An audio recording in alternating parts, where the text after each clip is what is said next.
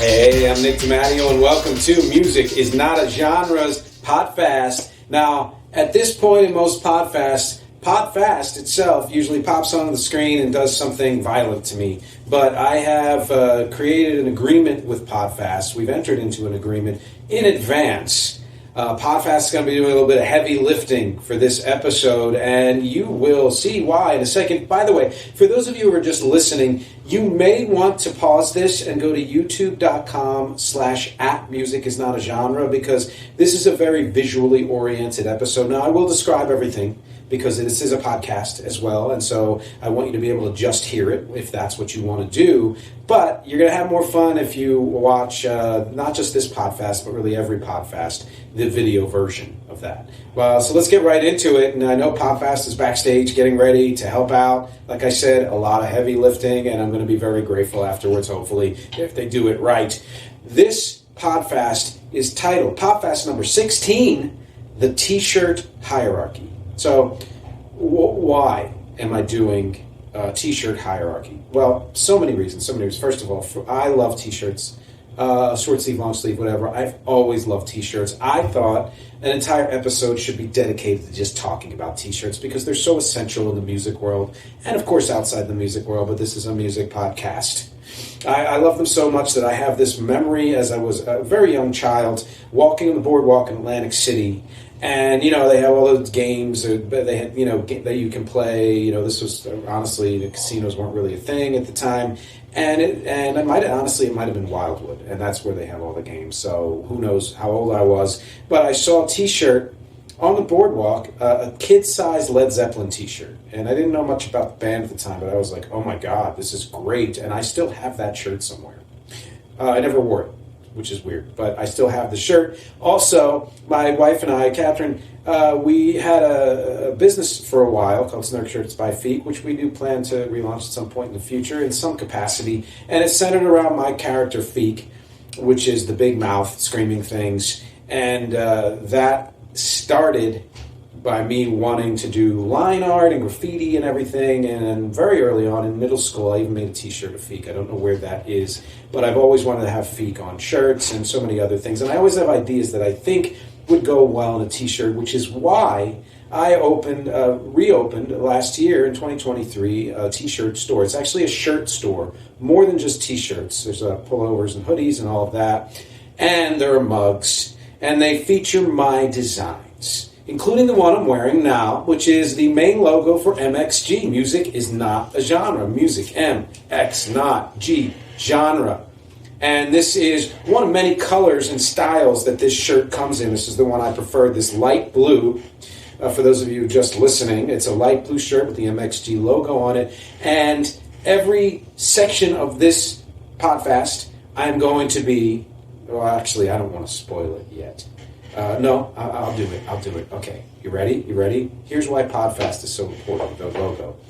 I am going to be changing shirts for every single section of this PODFAST, which means, to spare you all, and to spare me, really, PODFAST will keep it PG and cover my torso so that you can't see all the bits and bobs, and I get to change my shirt in some version of privacy while I am talking, and you who are watching get to see just 6 of the 28 different shirt styles that I have at the store, which, by the way, if you want to get to the store, there is always a link, always, for every single episode of Music is Not a Genre, there's a link to the store, or you can go to nickdimatteo.com and hit shop on the menu, and it'll take you right to the store as well. So there's a couple ways to get there. Those are the easiest ways to get there because the URL is kind of messy. So it's easier to just say, click the link below, or go to nickdimatteo.com go to nickdimatteo.com, hit shop on the menu.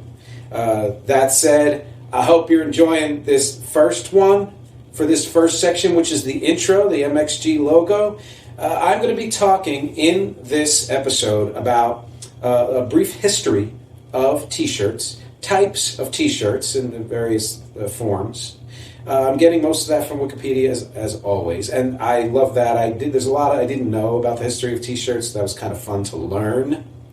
And I will be doing all this again by modeling my tees. Now, caveat: these aren't all T-shirts. There's a pullover, there's a hoodie, and I want to say that because those are the kind of shirts that I sell at my official Rec and MxG merch store, along with the mugs. I've reduced all prices. So this is partly a promotion for those things, but it's also partly about T-shirts, actually, and it's also partly a freaking PODFAST, which is where we have most of our fun. Quick thanks, shout out to Cheryl and Lee Lundgren for financing this. They actually bought a bunch of my T-shirts for me so that I could do this whole modeling thing, and I hope to do more of it in the future and have even more of my own T-shirts that I can own and actually wear out into the world. So let's get to the next section of this. I'm going to pull this closer. If you can see it, that's too bad. But this is my, mouse. There's the screen back there with all the words. The next section is on history, the history of T-shirts. So, PODFAST, if you will. Thank you. Switching, by the way, the silence is me switching, for those of you listening, to my next shirt, which is going to be a black shirt with the REC logo that I call Red Decay. It is the REC Red Decay logo that was featured first several years ago on an album of mine. No, it wasn't actually. It was featured prominently in The Weird Objective, all of those albums and EPs. And that is this, the black shirt, Red Decay logo. It's one of my favorites. It's not the most recent REC logo, and there are several. I even have a history of REC logos on my REC YouTube page. It's kind of fun. Speaking of history, let's get to the history of T-shirts. Some prehistory. Tunics have existed as far back as ancient times, and they were kind of precursors of T-shirts, but not quite T-shirts. In the 1800s, there was something, I'm sure prior to that, there was something called a union suit, which was a one-piece suit, kind of form-fitting somewhat, that was, it could be short or long-legged, I think, and short or long-sleeve, I'm pretty sure, but it was one piece that you got into and buttoned up and the whole thing. It was separated into two pieces, into tees and briefs. Primarily, workers did this at first to be cooler because it was so hot working wherever they were working, factories and farms and stuff like that. So they separated the two pieces of the union suit. Eventually, they were also manufactured and sold separately.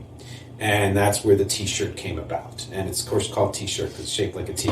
It was used also for an extra layer.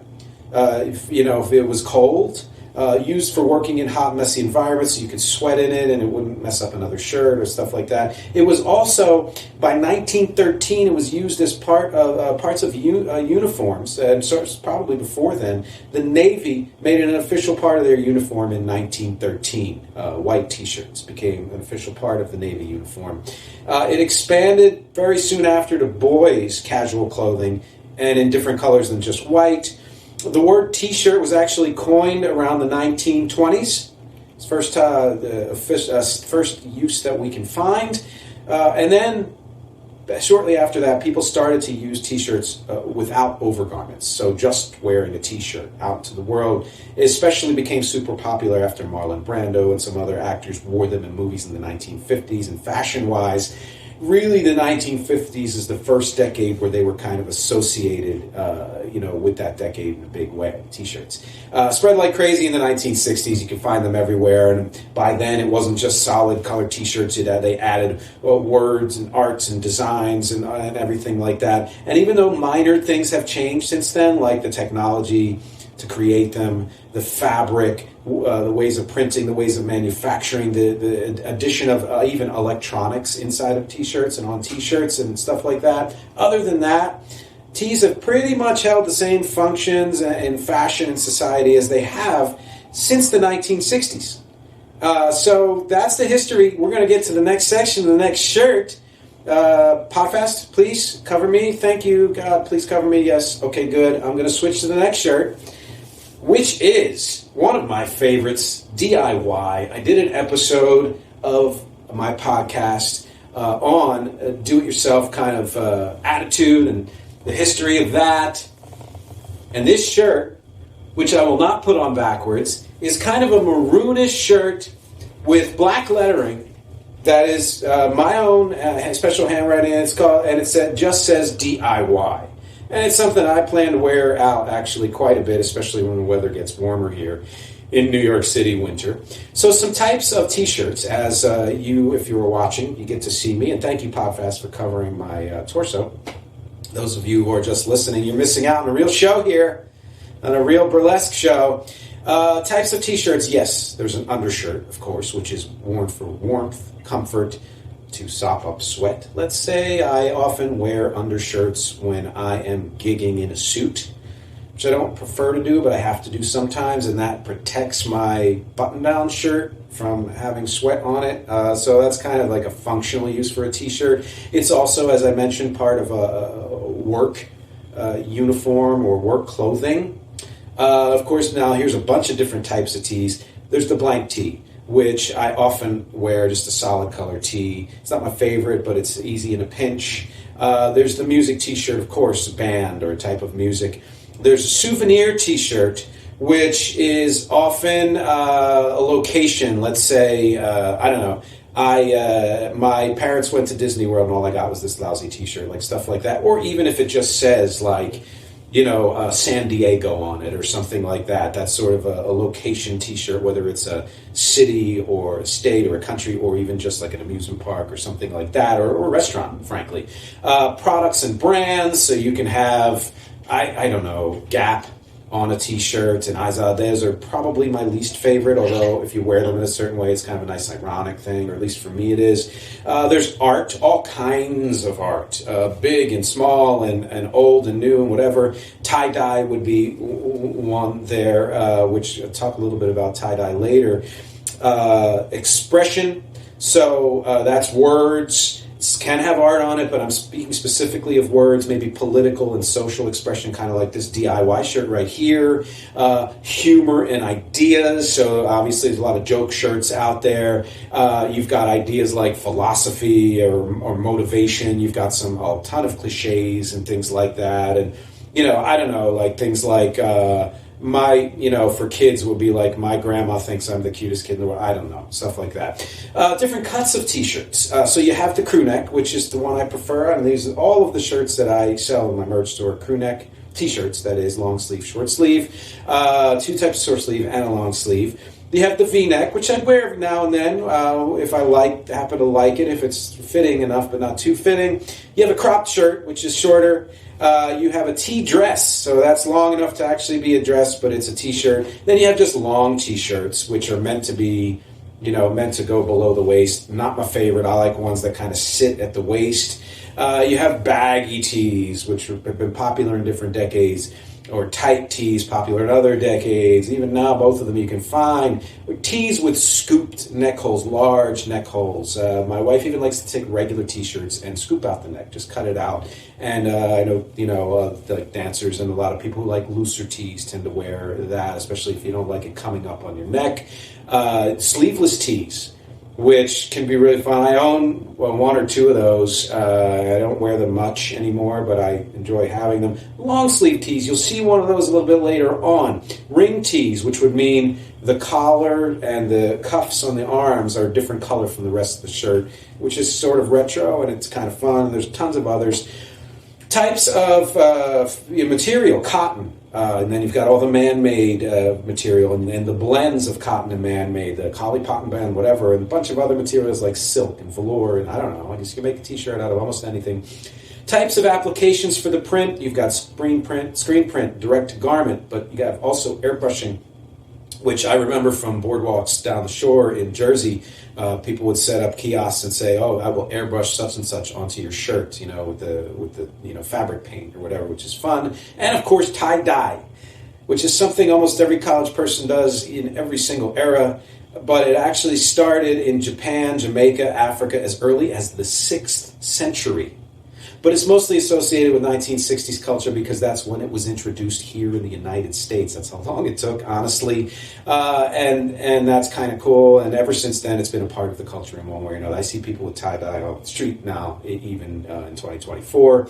Also, you've got fabric markers and stamps, like kind of, DIY, things you can do yourself. You've got heat transfer vinyl, things you can iron on, stuff like that. And some applications allow for embossed or raised or kind of bubble things or things that have actual texture to them. You can have glitter, you can have reflective elements on a t-shirt and stuff like that. You can have, again, lights. And I remember a few years ago, I went to a street fair here on the west side in Manhattan, and I saw, one of the first times I saw a t-shirt with lights on it. And now they're kind of everywhere, as are the ugly, holiday sweaters have lights, etc., etc. Which brings me to the next section, which is one of the reasons I did this. It's the first reason, and that is the hierarchy of music tees. That's part of the subtitle.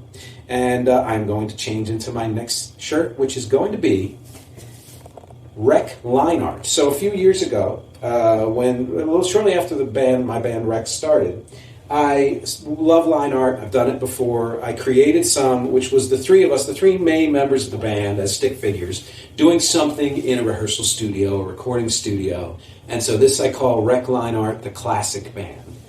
And this is a bluish hoodie with the pocket in front. It's actually a really freaking comfortable hoodie. I mean, I hate to say this, but this is the first time I'm wearing some of these, my own shirts that I sell. Patreon.com/musicisnotagenre will help me get more of my own shirts. And you also get a free t-shirt at certain levels, their membership.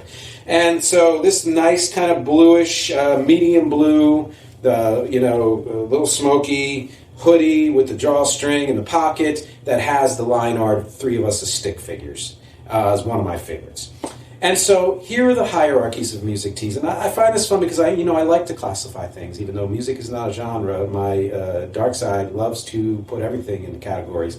And I came up with this when I saw so many people wearing t-shirts on the street and questioned whether or not they even knew who the band was. Maybe they just liked the fashion. Not that there's anything wrong with that. Yes, there is. Yes, there is. So, first hierarchy, the top. Are you, and this is music tees, not any other tees, let's get specific. Are you a member of the band or the crew?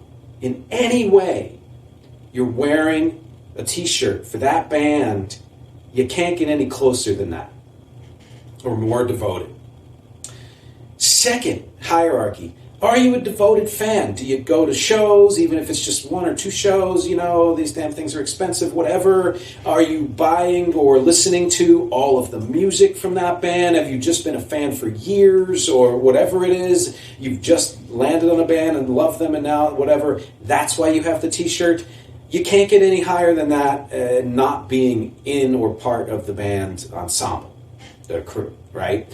The third tier, are you just a devoted listener? Now, just is I don't mean just in a bad way, but I mean maybe they don't play in your country, or they don't play out anymore anyway, or you can't afford to see these shows, but you love listening to what they do. That's why you buy their t-shirt. That is a third tier. That's awesome. I mean, they're all awesome, but in terms of devotion and really intensity, I'm going high intensity to low intensity. The next one, the fourth one, would be, are you a casual fan? You heard some of their stuff, and you happen to like maybe one album or a song, and you also happen to like a bit of art that they created for a t-shirt for the band or the artist, the solo artist, whatever, and that's why you have it, and so you're a casual fan. Very cool. I mean, you're supporting the band by getting a shirt of theirs or any type of merch. Remember that, please. And the fifth one is you heard of them. And maybe you like the name. Maybe you don't really know the music, but you want to be associated with them in some way, in some cultural way. You want to walk out and say, I'm somebody who knows this band, and I want to give props to the band by just wearing the shirt. Or the last of the hierarchy, this is number 6, you've never heard of them. You have no idea anything about this band, any of their music. You may not even know when they're from. It might have been a shirt in Old Navy that had the art of this band on there, and you just like the way it looked and you're wearing it. Now, if you're one of those music people who's like, don't front, right? Don't be a poser and wear the shirt of a band you don't know or whatever.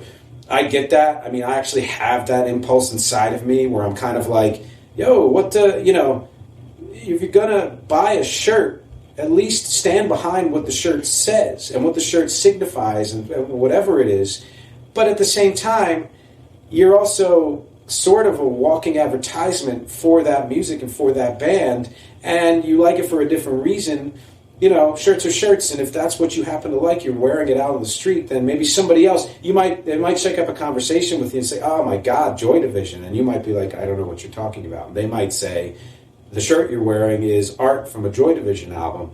What are you talking? Who's Joy Division? And then you learn about Joy, so there are good reasons to be the lowest rung on the hierarchy, which, just to go over real quick before we get to the next section, member of a band or crew, devoted fan who goes to shows, devoted listener who may not go to shows, a casual fan, or you've heard of them, or you've never heard of the artist. Hierarchy, I'd love to hear your opinions on all of those.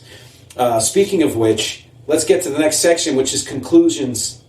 And I'm going to switch shirts again. This one is, thank you PODFAST, by the way, for covering me yet again. And if you forgot to, I apologize to all the people out there who are watching. If you're listening, maybe honestly it's better that you're just listening. So this is a long sleeve tee. I just added long sleeve tees to the store. And this one is pink. Pink is sort of one of my favorite colors lately for so many reasons, but I happen to particularly enjoy it for this art. And this art is called Disco Time. So it shows two people, you can decide which gender is which, drinking something on a dance floor, dancing. I call it Disco Time. It's art I created. It's something I drew for a different reason. I happen to like it enough to clean it up and put it on a shirt and on a mug. And again, you can find it at the merch store. If you go, click the link, and look for Disco Time. That's where you'll find it. Pink long sleeve with cuffs that cling to the wrists. And that's for this section, which is conclusions. And conclusions, hierarchy. Again, I love it. It's fun. It doesn't really matter. Who cares, honestly, what anybody wears or for any reason, right? At the same time, I'm going to be honest, there's a little part of me walking down the street that's a bit of a casual judge, kind of a low-key judge, not anybody, I don't know the person, so not necessarily judging the person, but I'm low-key judging the choice of thinking to myself, I don't believe that person knows that band, but you know what? Maybe that's my bias. Maybe that person is a better fan of that band than I am, and I'm just judging by age or looks or whatever it is, which again means all this hierarchy, it's fun, but really it doesn't matter. It's more just fun, and I kind of want to hear where you fall in the hierarchy, honestly. I think that one of the reasons I like t-shirts is it's one of the easiest ways to make a statement with clothing, whether it's for style or what it says on there or the kind of art. And honestly, it cuts across almost all kinds of fashion. There are people who've worn tees to formal functions in one way or another, and certainly all kinds of casual fashion and everything in between, meaning you can be goth or metal or pop, R&B or hip-hop, or not into music at all and not have any music tees, but still wear tees of some sort. I would almost venture to say that at least in our part of the world or various countries associated with us, every person has at one point, if not now, owned at least one t-shirt in their lifetime. You can't say that about every piece of clothing or every anything in this world, which makes tees equalizing in a way and connecting in a way, because there's something common to almost all of us. I mean, honestly, you see people in countries that I've never visited, in continents I've never been to, wearing t-shirts and wearing very often Western t-shirts. So I find that interesting, which brings me to the final section of this podcast and the final shirt. And I'm changing right now, so if you hear a little whatever, I don't know, I back away from the mic so I don't hit it. I think I hit it once, though, for those of you. If you're scoring at home, let me know if I did hit it. And the final shirt, of course, is what I call the REC bubble button. It is the most up-to-date REC logo. It's the one that will be featured on REC's new album coming out this year, 2024, Kite to Camden, and all REC, singles and stuff like that. You're going to see this REC bubble button, something I designed. All REC logos are based on the record button on a console or whatever, and that's where one of the reasons REC is called REC. It's about recording, recreation, and wrecking things, wrecking ideas like that. And so every single one is based on the button in some way or another, some more, others some more abstract. And this I wanted to be kind of like a bubble sticker, but a button, but still based on the REC recording, right? So this final section is usually where I get to the featured song and then ask questions. There is no featured song for this episode, primarily because the feature is the store. Again, link is below, or nickdimatteo.com, go to the menu, hit shop, you'll get to the store. It's the same thing, and I sell 28 designs, 5 different types of shirts in multiple colors. And then I think, I forget how many mugs I have now. It's not 28, but it might be 16 or something like that. So many of my designs are also on white mugs. All prices have been reduced. If you're at patreon.com/musicisnotagenre, you get a forever discount on every single shirt and mug. You can get the code there if you join me on Patreon. So that's really why there's no, featured song. And yeah, it's 18 mugs. I'm actually reading my freaking notes. Great. And there are more coming. There are going to be more shirts coming. There will be more mugs coming. There might be more types of merch coming. For those of you who want something different, like a kid, like a onesie, I don't know, hats, stuff like that, tote bags. Now, questions. Are you a t-shirt fan? You must have a t-shirt. What t-shirts do you own that you would want to talk about? Where do you fall in that hierarchy of 6? I would love to know that. I'm into weird and obscure shirts and would love to know of any weird and obscure shirts that you have, ones that you think no one else has this shirt. Which, by the way, all the shirts I sell are both weird and obscure because very few people own them. So it's something to consider if you're that type of person. And if you are, I'd love to know because, as always, I love to hear from you. My objectives here are music, conversation, and connection. Thank you to all of you for watching and listening. And thank you to PODFAST for protecting my privacy as I change shirts and decide, for some reason, to end this episode without a shirt at all. See you next week.